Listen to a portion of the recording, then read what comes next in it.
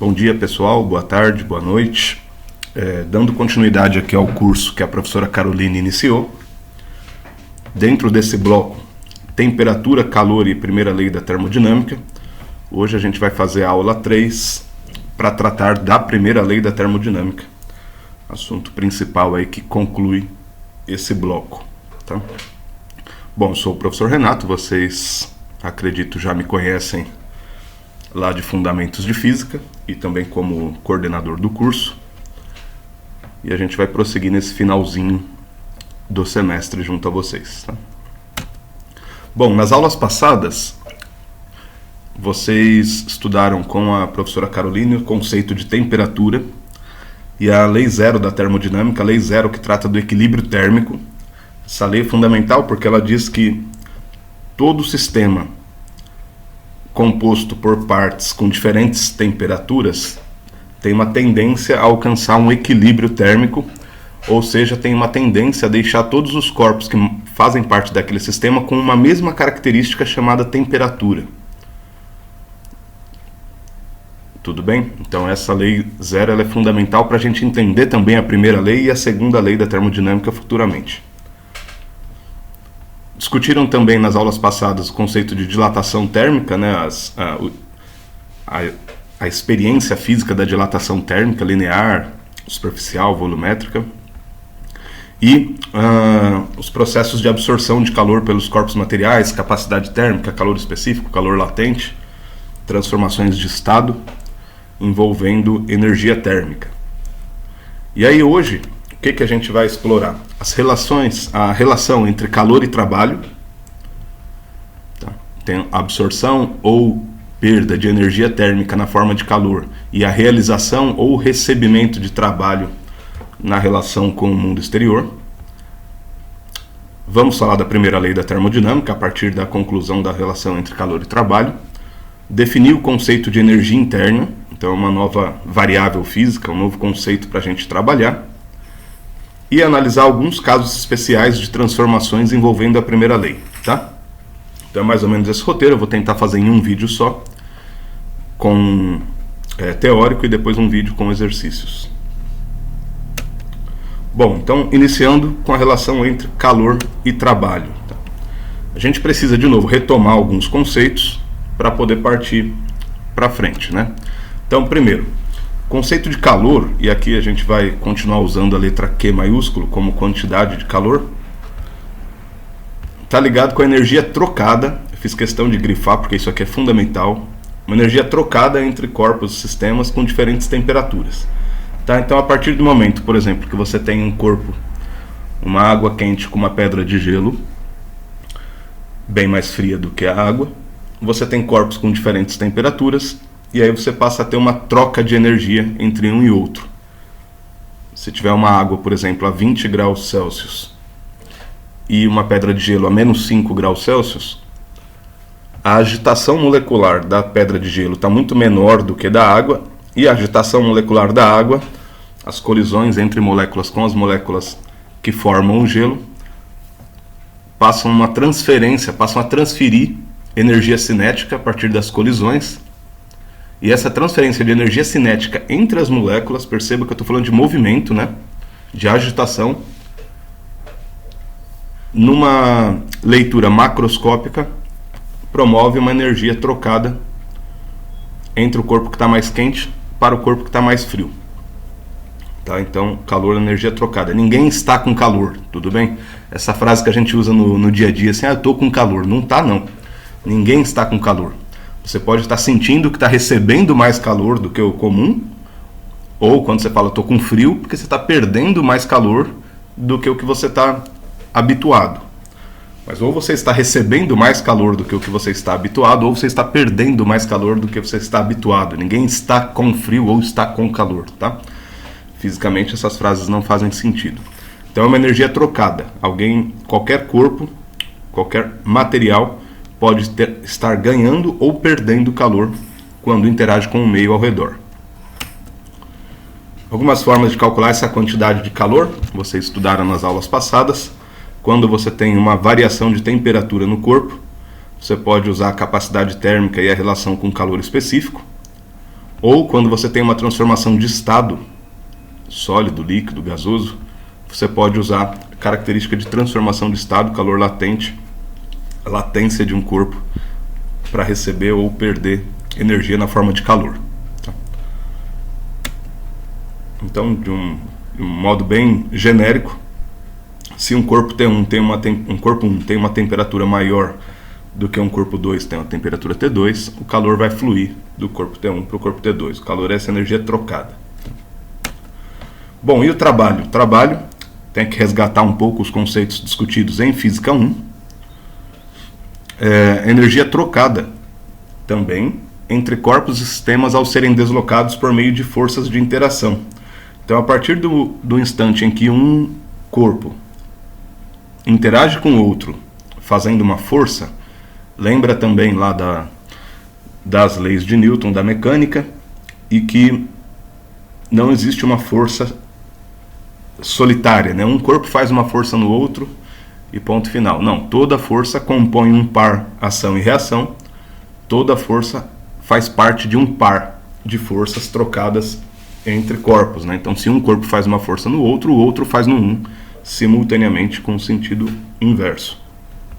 Então, a partir do momento que dois corpos interagem por meio de forças, se houver deslocamento de um corpo, se eles forem deslocados entre si, então significa que eles realizaram trabalho entre si.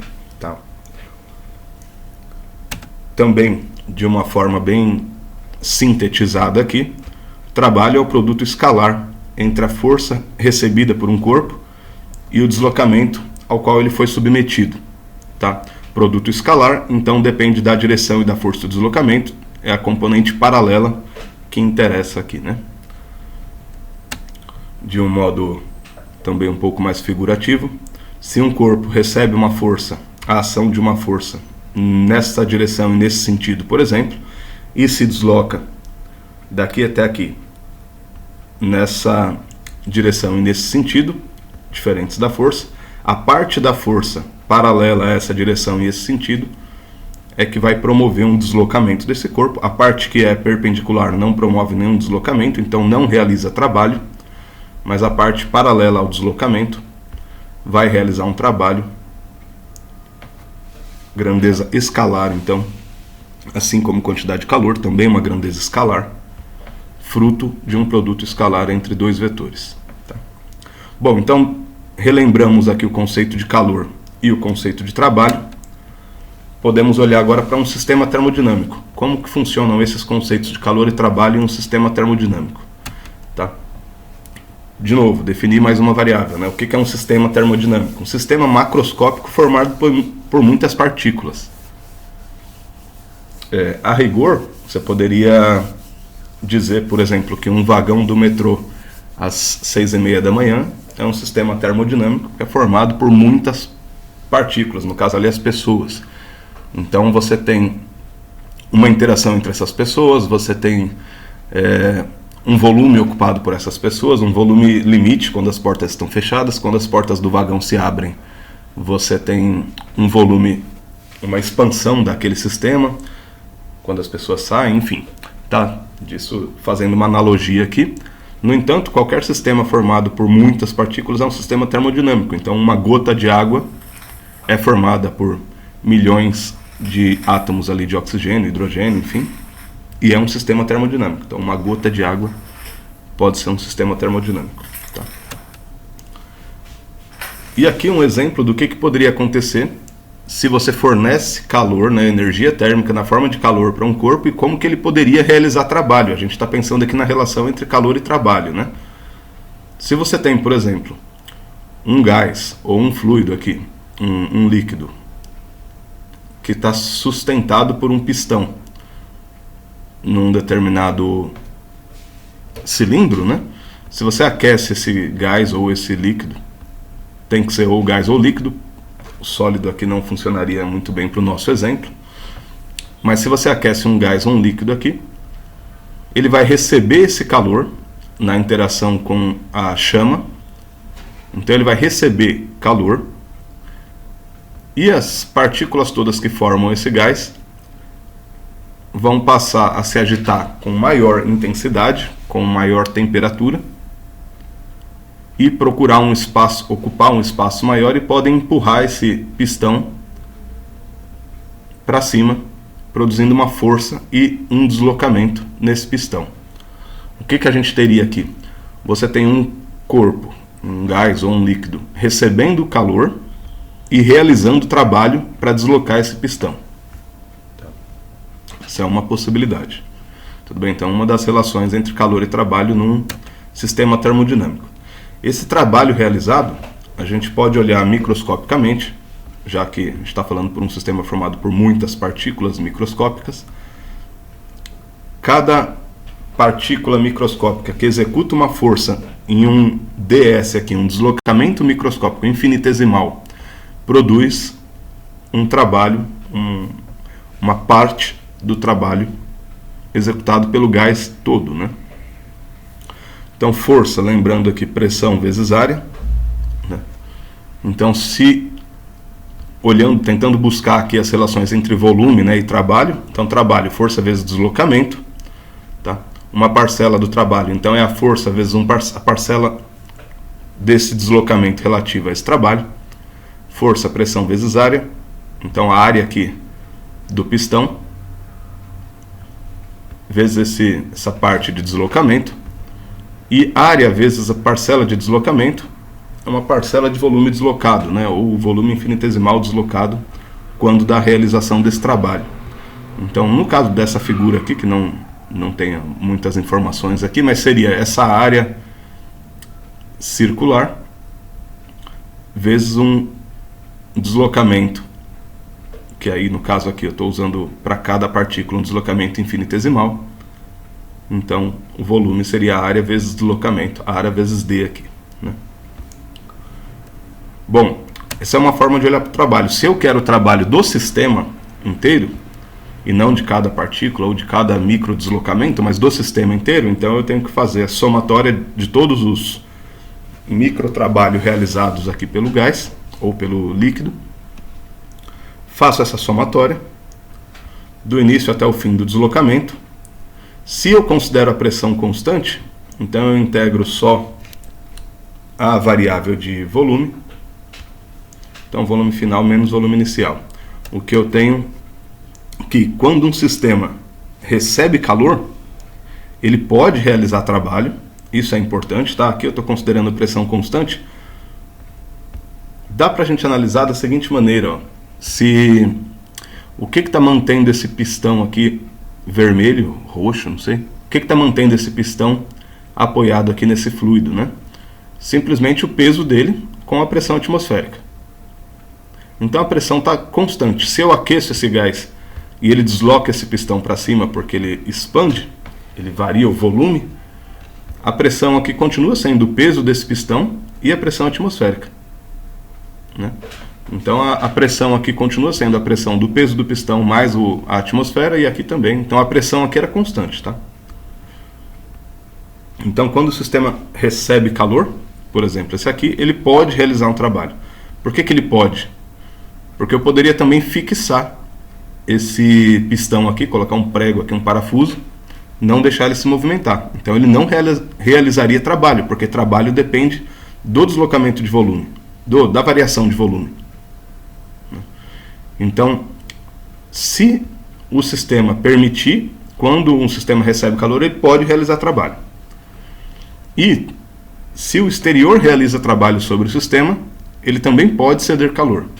Por exemplo, imagina que eu venho com a mão aqui agora, nesse pistão que está expandido, mais quente, e eu aperto com a mão para baixo. Quer dizer, além da pressão atmosférica, além da pressão relativa ao peso desse pistão, agora eu vou fazer uma pressão com a minha mão, né? Então eu tenho um aumento de pressão e eu posso reduzir esse volume.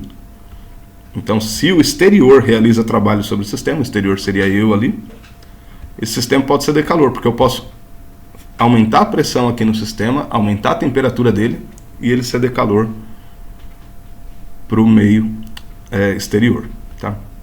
Enfim, são algumas possibilidades, mas há uma relação direta entre calor e trabalho, tá? Se o recebimento de calor gera variação de volume é trabalho. Se, né, com alguma pressão que não seja zero. Tá? E vice-versa. Tá? Bom, vamos olhar um sisteminha. Eu vou deixar esse link para vocês aqui. Mas é um simulador de gases ideais, né? Então aqui, se eu bombeio um pouco de gás aqui para dentro do sistema, eu fiz 4 bombeadas de gás aqui, eu tenho uma pressão próxima aqui de 20 atm, de 20 atmosferas, 19 atmosferas, e uma temperatura de 300 Kelvin no sistema em equilíbrio aqui. Então esse gás está em equilíbrio, uma pressão de 19 atmosferas, uma temperatura de 300 Kelvin.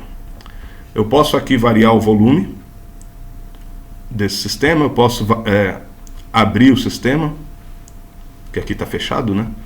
Posso fornecer calor ou retirar calor desse sistema. Como eu estava dando exemplo com pressão constante, eu vou manter pressão constante aqui, tá? Então o que acontece quando a gente mantém a pressão constante? Se eu forneço calor para o sistema, ó, vou fornecer aqui calor, ó o volume. Opa, cheguei no limite aqui, beleza. Então se eu forneci calor para o sistema e ele está mantendo a pressão constante, 19 atmosferas, a temperatura aumentou para 450 Kelvin, estava 300, né? E o volume também expandiu para o limite máximo aqui do programinha, né? do applet. Tudo bem? Então tem essa relação. Se eu retiro o calor do sistema, a pressão constante, a temperatura está caindo lá. Opa, eu esqueci de deixar a pressão constante, agora já estragou. Tinha que ter colocado aqui a pressão constante. Enfim, deixa eu reiniciar aqui. Dá para vocês, depois eu vou deixar o link lá para vocês brincarem com esse aplicativo aqui. Mas essa é a ideia, né? Se eu deixo a pressão constante e realizo aqui um aumento da temperatura, por exemplo, fornecendo calor, ele vai chegar até um limite lá. Se eu mantenho a pressão constante e reduzo o calor do sistema, ele diminui o volume. Então tem essa relação entre calor e trabalho, tá? Já que trabalho é variação de volume quando você tem alguma pressão. Tá? Enfim, voltando aqui, um outro exemplo clássico que a gente poderia explorar em algum exercício, talvez futuramente, é a panela de pressão, na qual a gente tem internamente você pode colocar o que você quiser, né? Mas geralmente tem partes sólidas, partes líquidas e parte gasosa, né?